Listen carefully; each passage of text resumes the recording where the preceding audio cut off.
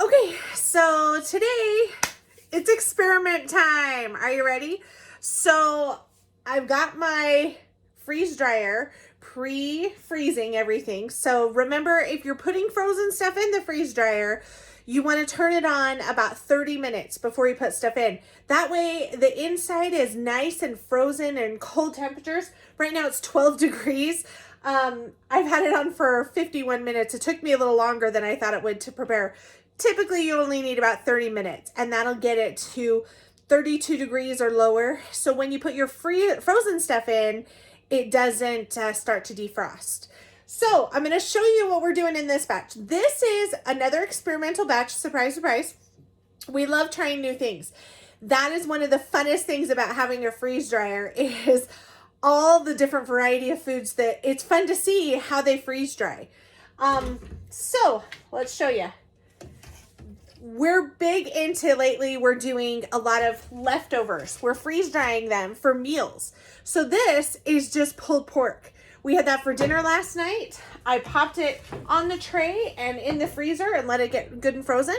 And we'll see how the pulled pork does. This second tray is a combination pulled pork and scalloped potatoes. That was our dinner last night, was pulled pork and scalloped potatoes. So there we go.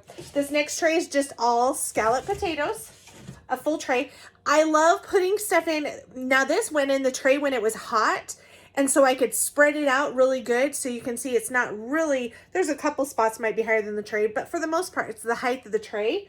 And then I froze it. And so that is the easiest way. I ordered a second set of trays, which let me tell you, totally worth every penny. Lifesaver. This next one, this is a meal we made last week and I froze. So this is, and it's cold, so I can't hold it for very long. It's very cold.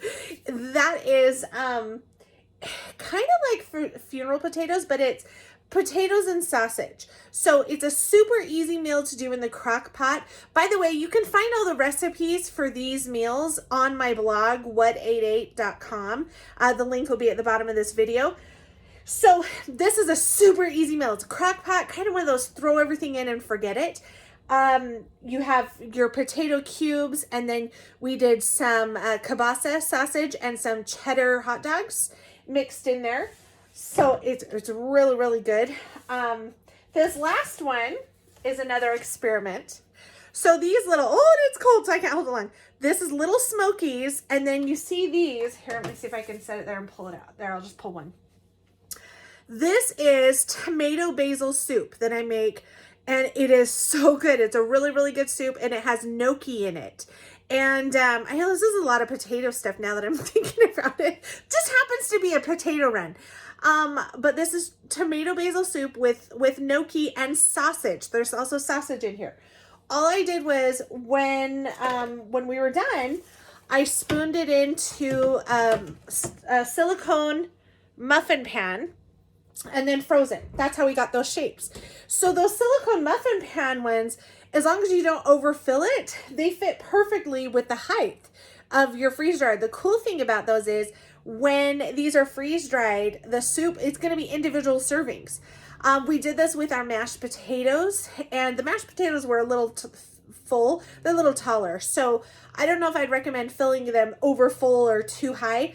The soup was maybe just a quarter to a half an inch from the top was how far I filled it, and froze it. So, and that was like perfect for the height and everything to go into the machine. So we're gonna go ahead and say pre-frozen. So it's telling us okay, so this is interesting. Actually, let me show you what it says. Let's see. So check this out. Right when I put it, now this little message on the top I've never seen before, but it makes sense. This freeze dryer is working correctly. The refrigeration condenser may turn on and off until you load the food and press continue. So that's interesting. So it's telling me, this machine is so smart. It's telling me that because see how it says 12F? That's 12 degrees Fahrenheit inside the machine because I've had it cooling for so long. 56 minutes right there. So it's just basically telling you, hey, it may not kick on right away, but it is working. That's really cool. See how smart these machines are? So I've already closed, I just want to verify, I've closed the valve, so we're good there. Everything's loaded in. So we'll go ahead and click continue. Oh, it did turn on, so okay.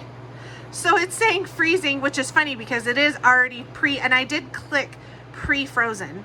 So we're good to go. We just let it do its thing now. Alrighty. It was last night, our progress bar was almost complete and I didn't want it to finish in the middle of the night. So I added extra dry time. Right now it's saying 5 hours and 23 minutes left, but that's based on the extra dry time I added. So I'm gonna go ahead and lower the dry time hours and let's check on it and see how everything's doing. All right, so this is the extra hours that I added on last night. So since we don't need those, I'm gonna go ahead and lower it. See if we can get over here where you can see. All right, so there we go. Now I'll show you, I did notice, look how dirty that is. That just happened this batch. So this is why I guess you would have your pillow on for stuff like that makes mess, but I'm sure a little bit of window cleaner, it'll be fine. But everything in there looks pretty good. So let's open our palm. And once we can,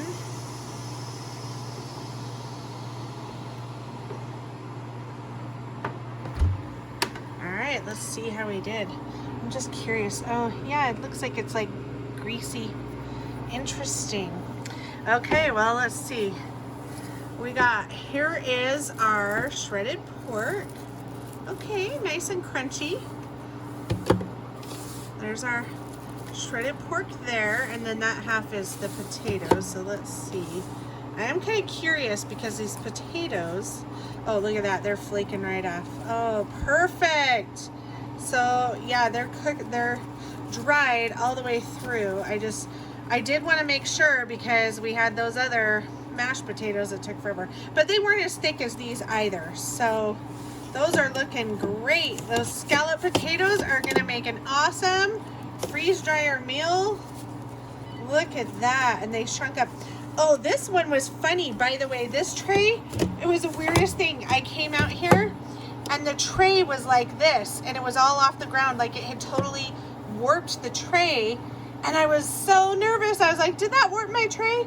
And then a few hours later I came back and it was fine. So I don't know if it was just this as it was drying, it was pulling the tray with it and then it released or what, but that was kind of funny. I was a little worried at first. All right, here we go. So now here's the test.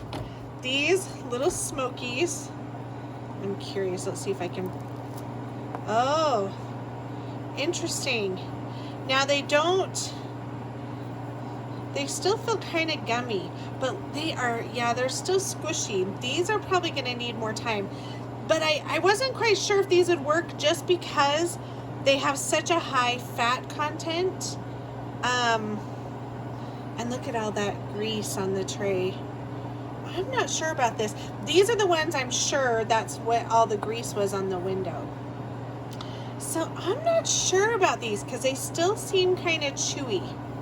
I might put them in on my next run and just see if we can get them to freeze dry.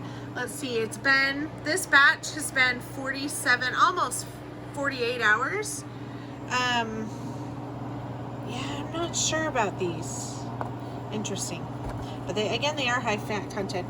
And there's our tomato basil soup. Those are nice and lightweight. All right. Well, I'm gonna get these bagged up and let's see how they do.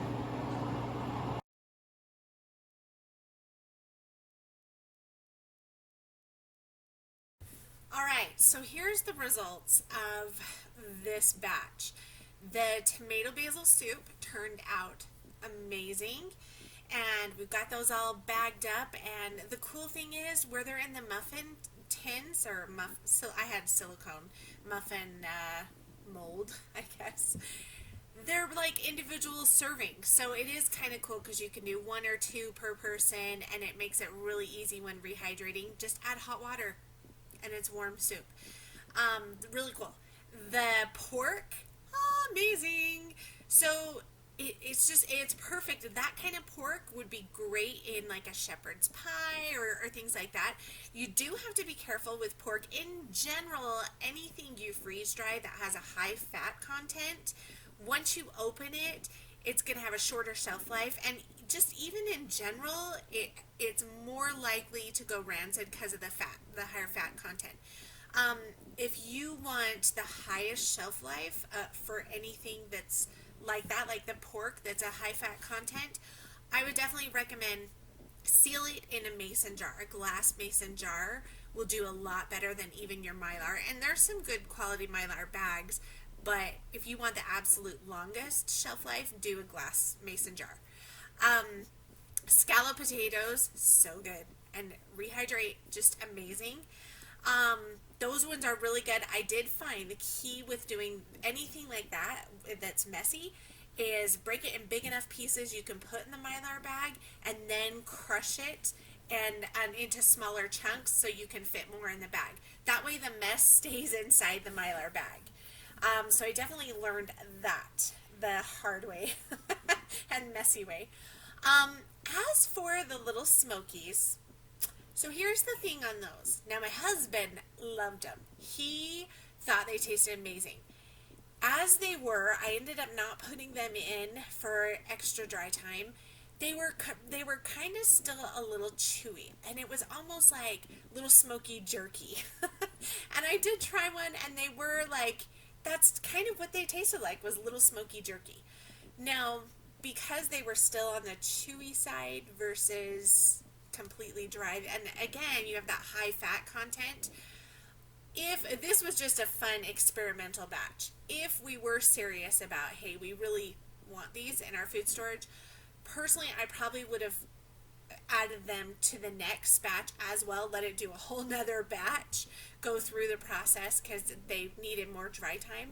And then again, I would seal them in mason jars. So get them as dry as you absolutely can, and freeze drying them with something that's super saucy, like these scalloped potatoes.